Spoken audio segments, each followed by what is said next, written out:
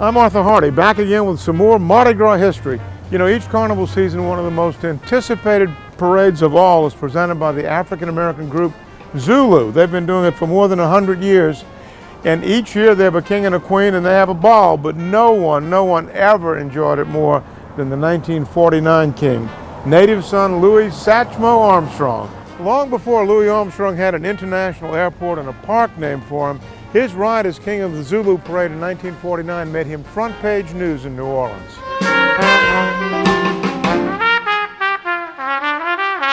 At 8:30 Mardi Gras morning 1949, Armstrong and his entourage arrived in a black Cadillac sedan at South Carrollton Avenue in the New Basin Canal. He then boarded his royal barge on loan from the Yankee Company and traveled by water to Jeff Davis Parkway, where the group exited the boat, got back in the Cadillac, and traveled to the start of the six-float mule-drawn parade. All along the parade route, huge crowds of blacks and whites greeted him. The unusual trek included tripling back on Dryad Street, where merchants had placed newspaper ads announcing the parade's arrival. Stops included a toast at the Yankee Company on Howard Avenue and a long pause at noon at the Gertrude Geddes Willis Funeral Home, where Armstrong dismounted his float, joined his grandmother, Josephine, and his wife, Lucille, and a few cousins to have sandwiches and drinks. He then continued the long ride into the chilly afternoon. Finally, right after 6 p.m., the King's float fell apart at North Prior Street and Orleans Avenue, and Satchmo departed in a black limo.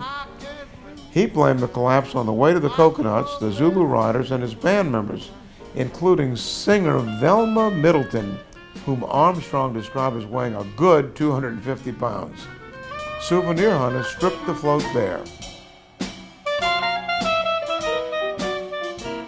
Louis Armstrong was made an honorary member of the Zulu Social Aid and Pleasure Club Sunday, August 29, 1931.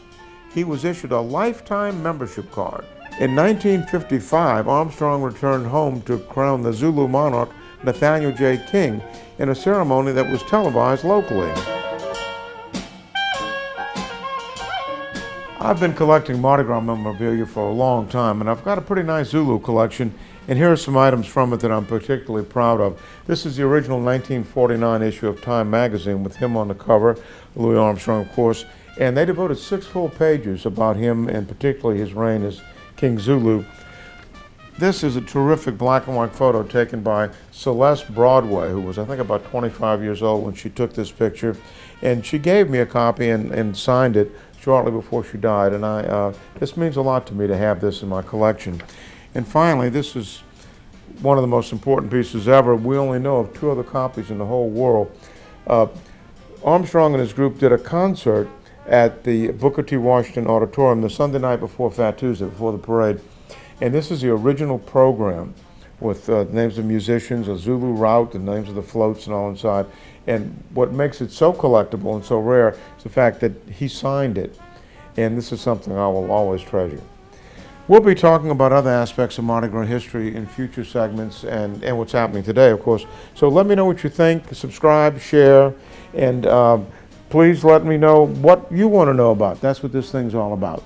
Meanwhile, get ready for another happy Mardi Gras.